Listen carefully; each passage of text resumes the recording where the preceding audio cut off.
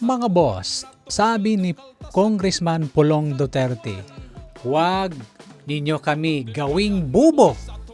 Ang taong nagpasimuno sa flood control billions, ngayon gusto na magiging state witness.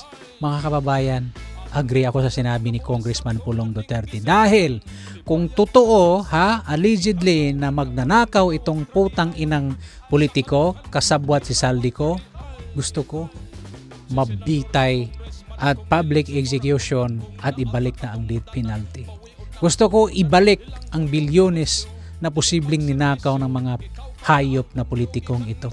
Para hindi na magnakaw itong mga politikong ganito, ay balik na ang death penalty.